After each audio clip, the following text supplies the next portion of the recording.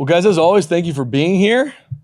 Fired up to be back rolling. So, guys, appreciate your guys' time, as always, coming out to listen to the press conference and where we're kind of going.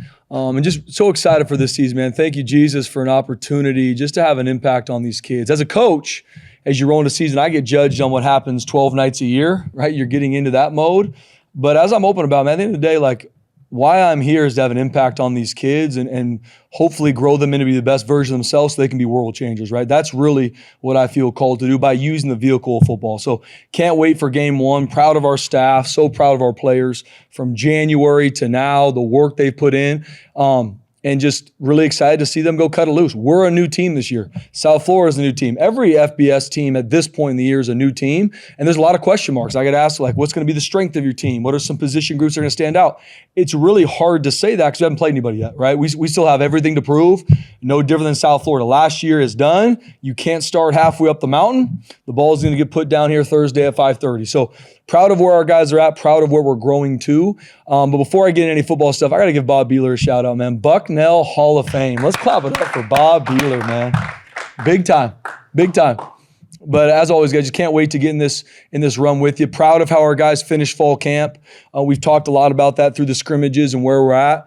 And so now really curious to see how our team plays game one, right? You can sit here and talk about what you hope to accomplish. Game one, you figure out a lot about your team. And then hopefully every team is growing from week 1 to week 2 to week 3, so on and so forth, and sustaining that throughout. Got a really, really good football team we're playing game one. I mean, thank the world to South Florida. And I told our team, I think I'm going to be one of the most talented teams we see all year. We're going to play some talented teams. I put South Florida right up there with everybody we play, from team speed to physicality to schematically to just overall roster. I mean, Coach Golish has done a phenomenal job building that roster. I mean, seeing what he's done in the time he's been at South Florida, I mean, back-to-back bowl game wins. I mean, he's played everybody in the country. Really, really proud of what he's done at South Florida, man. So we know what we're going to get from them. We're going to get their best, and we know that they're a really, really good football team and one of the best football teams we're going to see all year. Talking about their offense, obviously, I mean, their quarterback, number 17, Brown, he will be one of the best football players we see all year on either side of the ball. Not even just talking one of the best quarterbacks we see. He's one of the best football players we will see in the 2025 season. Have a ton of respect for him. Have done a lot of research on him kind of over the summertime, getting to know more about him. Man, I got a lot of respect for the young man. I mean, his character, how he leads. He gets a lot of credit in regards to how he runs the ball, which he should. He can make every throw now, too. I mean, he is big, strong. I mean, he's an NFL quarterback. We will see him play on Sundays here soon. He's earned that. I mean, he's a leader, how he speaks. I mean, he grabs your attention in his interviews. We got our hands full with 17. And then, I mean, their offensive line will be one of the best offensive line units we see all season. I mean, veteran offensive line group. There's a mentality about their offensive line. They work together. They impose their will on defenses. And then you throw the tempo in on that. I mean, there's a lot of clips where there's a defensive front can't even get lined up against them. And then when they do, this offensive line punches them in the mouth. I mean, I have a lot of respect for the mentality with which they train their fronts. And then schematically, how they use every inch of the field. I mean, Coach Golish has been doing this for a long time. The tempo, the speed, the splits, all the different run schemes, all the different motions that you got to deal with. I mean, our defense has their hands full, and that's why I've been very open about them, about the task at hand. And it all starts with number 17. I mean, once again, one of the best players we will see all year on either side of the ball, and he's going to make his plays. I told our defense, like, he's going to make his plays. Those elite players, they're going to make their plays. We just got to stay consistent and keep our focus, especially with the tempo and all the things outside from the travel. I know without question that is going to be a packed house on Thursday night. That's happening, right? Can't control that. Can't control the weather. We can control our prep. We know offensively what they're going to do to us. You guys have some unique ways of preparing them for that weather. Just where do you get some? I know we shouldn't be surprised, but where do you get some of that inspiration from? Yeah, I'm going to jump in just the other two sides really quick, and then I'll jump to the weather. Yeah, so defensively, Tyler Orlando has been doing this for a long time. He brings so much experience, and all his defenses, I mean, they're sound. He creates absolute chaos for an offense. I mean, how to deal. I mean, you're dealing with odd fronts, even fronts, multiple packages. And what they are very, very impressive with is they take the ball away. I mean, they've led in the turnover battle so many times wherever he's been. And that's a mentality. And it's something, obviously, defensively that I look at. man, shoot, I got a lot of respect for that because that's something we need to grow in defensively is how we take the ball away. They've got a lot of really good transfers come in. We've kind of done some research on some of the guys that they've brought in on both sides of the ball, but especially on defense. I mean, they did a great job bringing in some talented players from the transfer portal that can create chaos from the back end to the front. And what they do defensively, they've got a lot of answers. They got answers for everything you kind of give them in regards to how they align, coverages they play, and they're going to be on the attack and they're going to take the ball away. So we got to do a great job with our communication. And like I said, I got a lot of respect for how they play defensively. Lastly, special teams wise, we know they're going to have speed. I mean, they have some guys in their team that can flat out fly. So we know whoever was their punt returner, kickoff returner, they've got a lot of guys there that can take it the distance. So if we're wrong on our fits, they're going to make you pay in a major way. It's going to be an explosive play. They play relentless on special teams. They also, I mean, they're going to pick their shots too. I mean, there's a lot of surprise onside on film. They'll fake a punt. I mean, they had a kickoff return to the house against San Jose State by a fake reverse. So they got really good schematic answers, and their guys buy in on special teams. I mean, obviously, I got a lot of respect for them on how hard they play on special teams. That's a culture piece that Coach Golesh has done a really good job instilling because their guys are relentless on special teams. So in all three phases, I mean, this is a stinking really good football team. One of the most talented teams we'll see all year. Playing them game one on the road in the elements. We got to get ready to prepare and play our best. And we know that our team, our staff, we know the task at hand. So excited to go cut it loose on Thursday. In answer to the question, in the elements, I mean, we don't control that. Neither does South Florida, right? Is it going to rain? Is it going to be a lightning delay? Is it going to be thunderstorm? Is it going to be hot? Is it going to be humid? And we're preparing our hardest to simulate those things.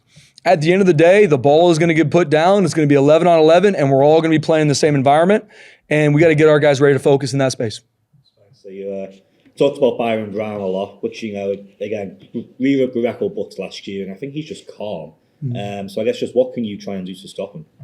Yeah, good question. I mean, when you're playing one of the, an elite football player, which I would really put Brown in that mix, you got to have answers. You got to have schematic answers. You have to make sure your defense and whoever you're going is very aware of who you're playing.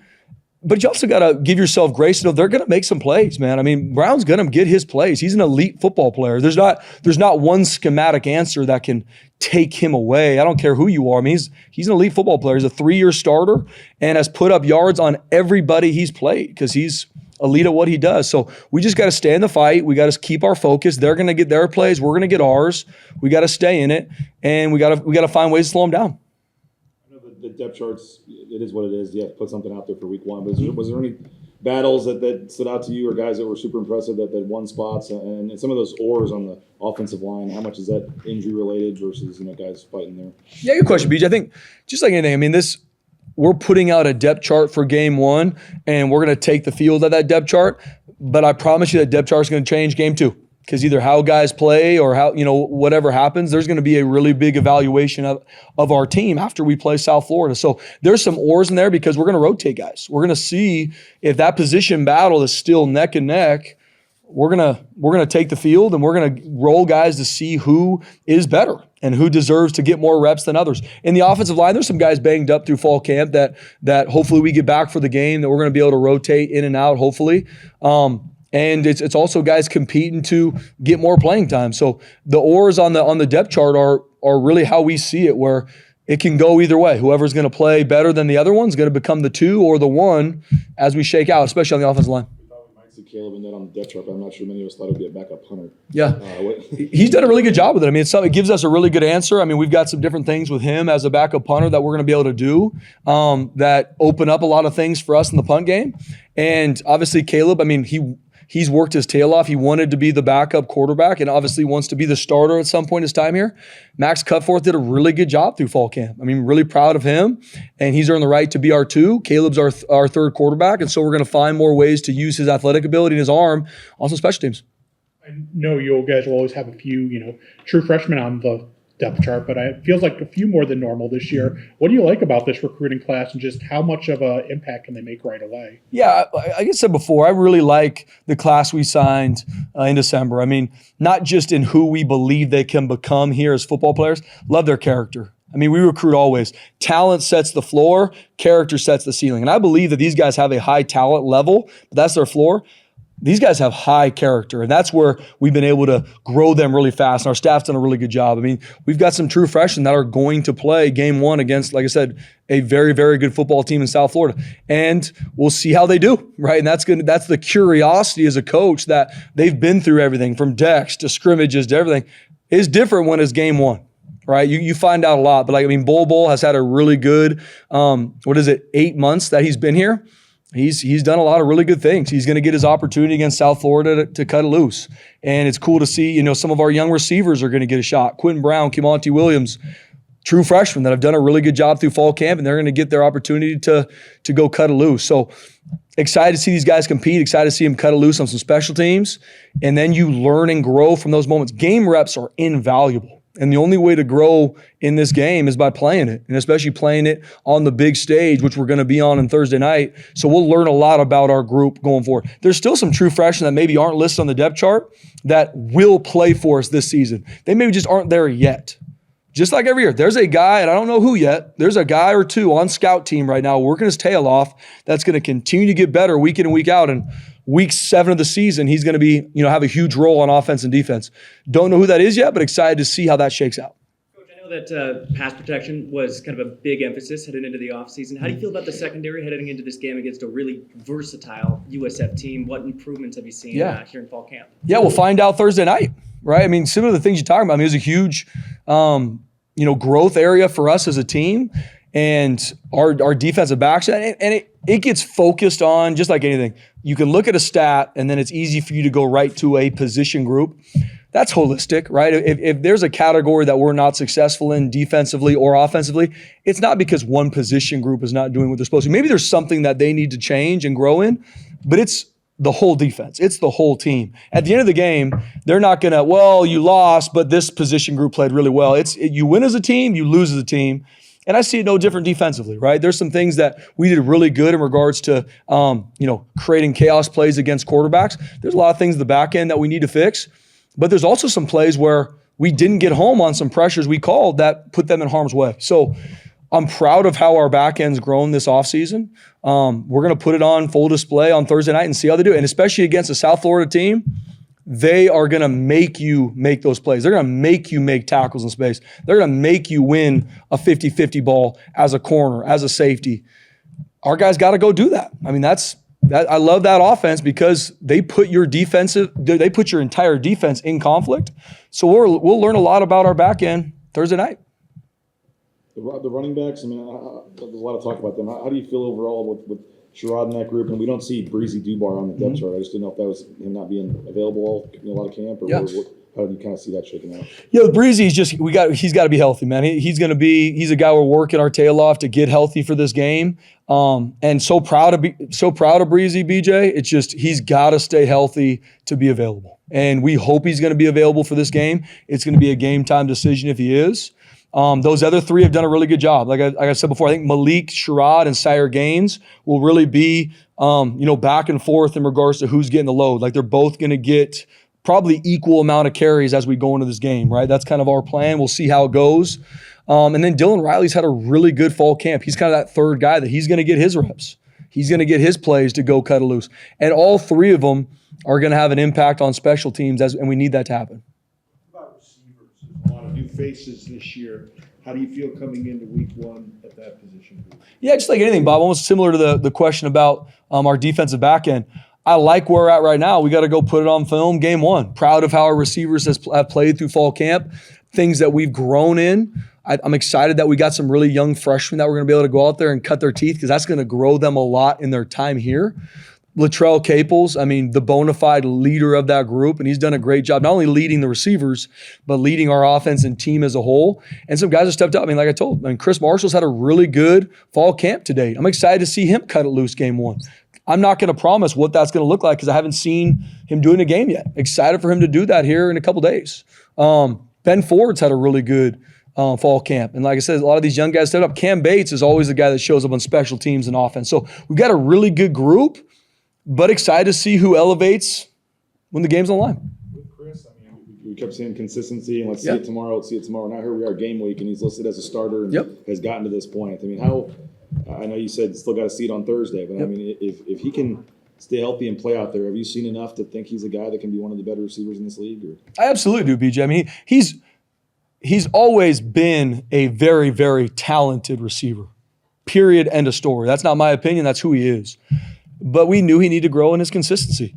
Now, month into fall camp or whatever it's been, very proud of what he's done this offseason. Now I know for him, he's excited to go cut it loose on Thursday night. And from there, we'll be able to see what he does and how we can help him grow in the future. But to date, man, I can't be more proud of Chris Marshall and what he's been able to do through this offseason, through fall camp. And I know he's ready to go play this game, right? It's been a while since he's been able to get in a game and really cut it loose. He's ready for that moment. And my big message to him, even when we take the field Thursday, is just go play the game, man. Don't put too much pressure on yourself. Don't try and be someone, I got to do this now. Just go be you. That's going to be a message to our whole team. Game one, there's going to be so much emotion on either side of the ball. Game one, awesome environment, playing, two really good teams playing. My message to our team is going to be, guys, go cut it loose. Go play the game. Whoever wins this game isn't going to be who has the most emotion. It's going to be who executes. And I think about no different with Chris. He has put the work in to get himself to this point. I'm just excited to see him go cut it loose, BJ. No. That right tackle spot, what are you hoping to see with Dalen Matoyer and Hall Schmidt the first game? Yeah. I mean, Dalen Matoyer's had a really good fall camp, good offseason, good fall camp. Hall Schmidt's been battling back from injuries, been able to get him back rolling. So excited for both those guys. We really plan on you seeing both, but really proud of Big Lou from where he was last year, played sparingly, was able to cut his teeth in some games, and seeing him really step up. And I think he had one of his best practices as a Bronco, scrimmage number 2. And that you really like to see that as a coach because that shows you the growth. So excited for both of those guys. What's kind of the biggest way he's grown in the offseason, Matoyer? I think just his mentality, right? He's a really good athlete, explosive, but just the mentality he plays with has grown a lot in regards to, doing your job and then doing it at a high level and imposing your will on a defense. That's what we need to see from all 5 of our offensive linemen. No different than USF does with their 5 veteran O-linemen. That's really grown from Big Lou and proud of that. You said that, obviously controlling emotions and stuff going into game one. As a head coach that's, in your second full year, what were your kind of emotions, or what will your emotions kind of be, to see if this all, once again, was a good plan and if it all works again? Yeah. Just like anything, Jay, really good question, man.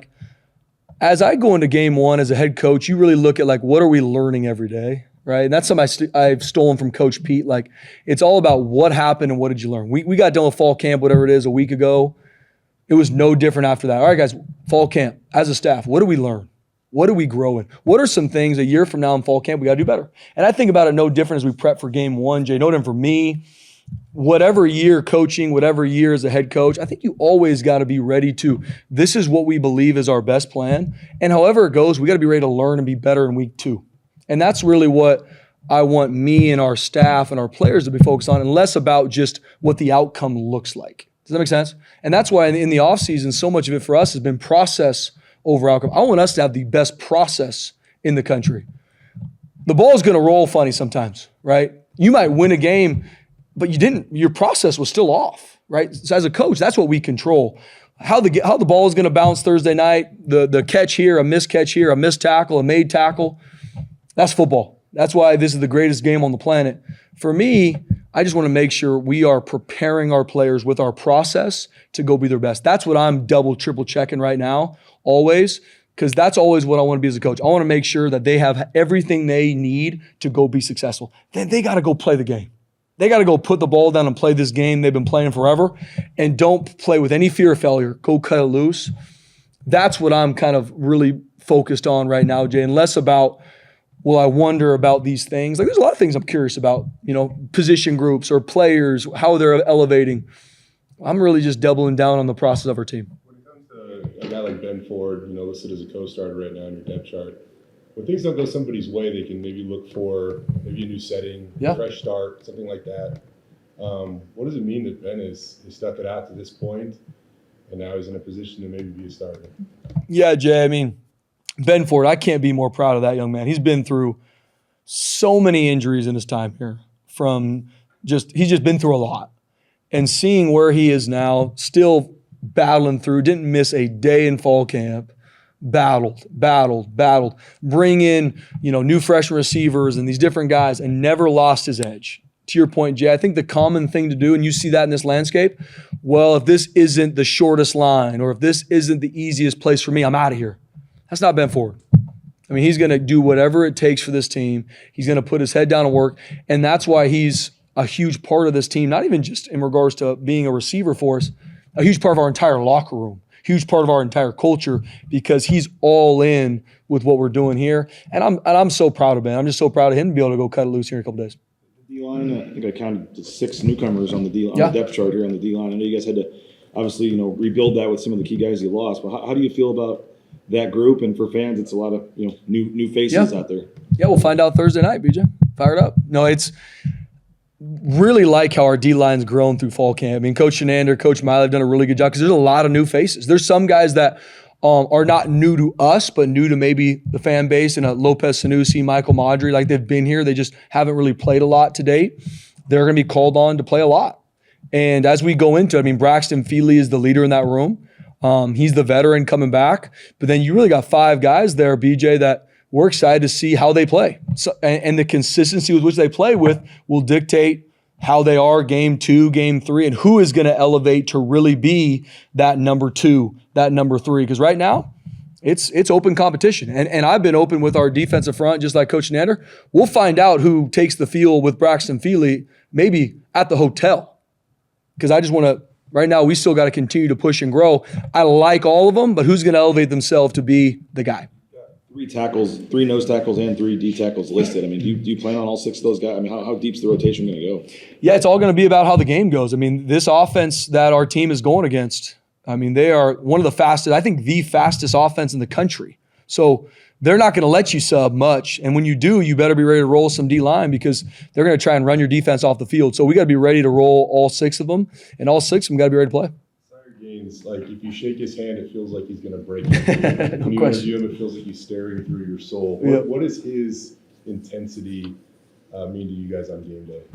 Yeah, I mean, Sire Gaines has that mentality that, I wish I could bottle it up and give it to everybody on this team, right? I mean, he's wired that way. I don't know if he took a day off this entire summertime, right? Because he just, with getting hurt last season, having football taken from you, when it's taken from someone who loves this game so much and loves this team so much, that's hard.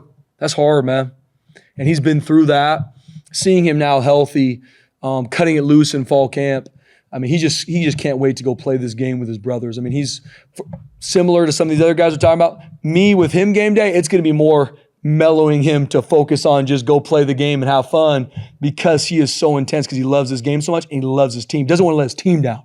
That's who he is. You had faith in him as a 17-year-old last year. How much better is he even from that now? Yeah, I mean, he's had a phenomenal offseason. I mean, he's ready to cut it loose. He's from the things he did as a 17-year-old, which we all saw glimpses of things that could get you really excited, to seeing him go train this offseason, even battling some things this offseason injury-wise.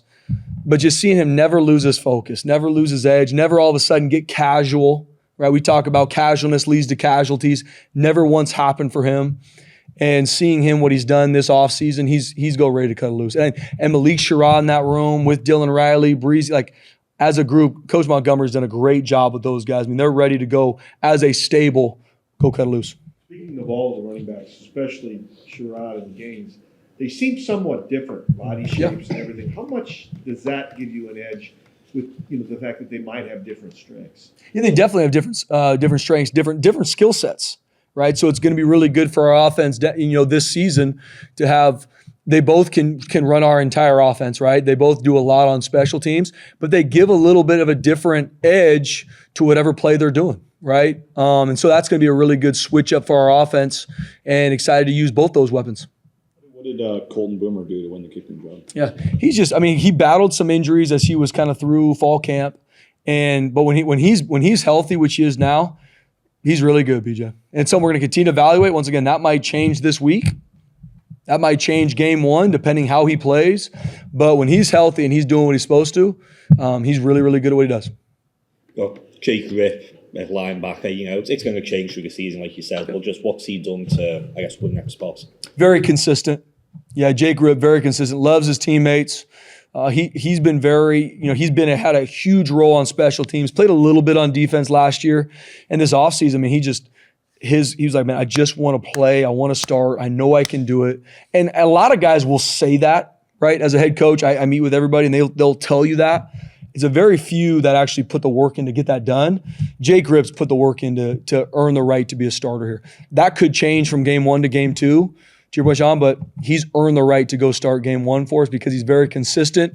You know he's going to do what he's supposed to do when he's supposed to do it, no matter if he's banged up, tired, doesn't matter. You can trust Jake Ripp. And I think a lot of that comes from the leader in that room in Marco, who's really set that standard there. Like I said, Bowen Phelps is going to play a lot game 1, right? We've got a couple different packages we roll defensively that we're working through to make sure it can be ready to roll. And you're going to see a lot of different backers to DBs rolling in different packages. Kind of a versatility you might have there. Like I said, Jake, he was an edge last year, and Bowen Phelps was a safety. You've got all these guys kind of with different skill sets. Yeah. How big of a help is that going to be coming into this season? Yeah, I mean, it's our job as coaches to make sure we put everybody in the right situation to help our team. And not only put them in the right situation to help our team, what can they do best?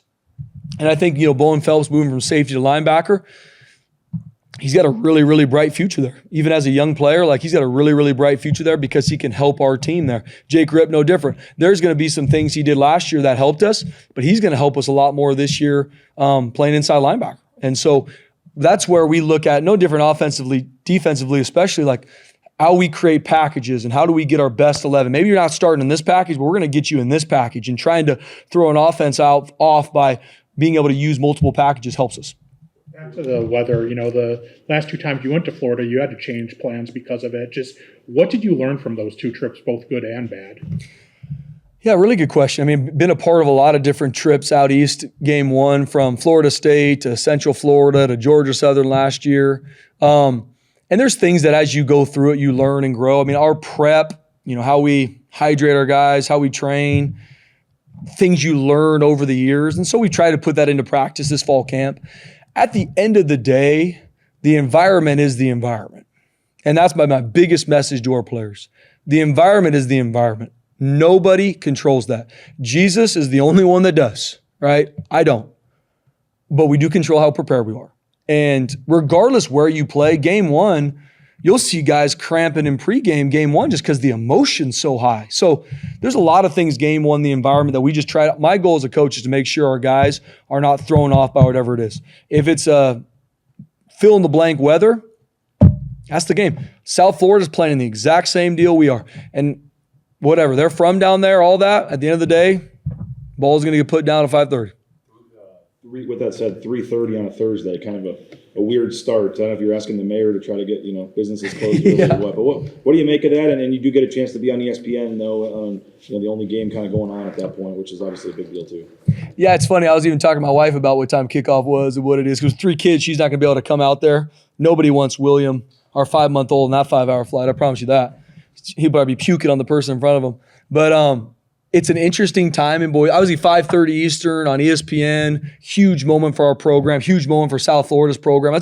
It's a college football game 1 that as a fan you want to watch and be a part of. And if I'm a betting man, I know Bronco Nation is going to find a way to be watching this game at 3:30. I'd be hard pressed to find any corporation in this state that's not going to be okay with their workers watching this game. Spent a ton of time together, but is there anything you look forward to about the first real road trip where it's just truly you guys off, traveling across the country to go accomplish a mission? Are there any moments about that you like or stand out? Yeah, Jay, I mean, it's everything. These moments that these kids have, and I tell them, I talk a lot about this, especially towards the end of the year when the seniors, senior game, and this is the moments these guys are going to remember 2 years from now, maybe 5 years from now, very rarely are going to be in-game moments. It's going to be those moments. Even as a coach, it's going to be the locker room. It's going to be the hotel. It's going to be, and a lot of times when stuff doesn't go well, right? Where it's like, hey, remember when this happened? Or hey, they didn't have enough of this food. Or remember when the AC went out in our hotel? Those are the moments that create this brotherhood through the vehicle of football that create lifelong relationships, right? And so that's what always my message, embrace that. Embrace what this trip is. Long flight, all this. Enjoy it with your teammates, man. It's the greatest team sport on the planet as long as you let it be that way. as long as you push those values forward. And so I can't wait to spend more time with these guys. I know I'm excited to spend more time with them. They're probably excited to spend time with me, I'll be honest with you, at this time of the year. But I love being around. I love seeing them interact. I love seeing them be around each other. We had a slip and slide at practice the other day, and was not my brainchild. Charlotte Siegel deserves all the credit. But I was telling my wife after, like, just seeing them be kids, seeing them 17 to 23, just go out there and be kids. Have fun. Slide on a slip and slide, right? Like, you forget that these are young men that we're growing to be champions in life. And I don't want to miss those moments with them. As we get ready to go play a big-time game, I'm going to enjoy all those moments with them too. Thanks, Coach. Thanks, guys. Thanks, Spencer.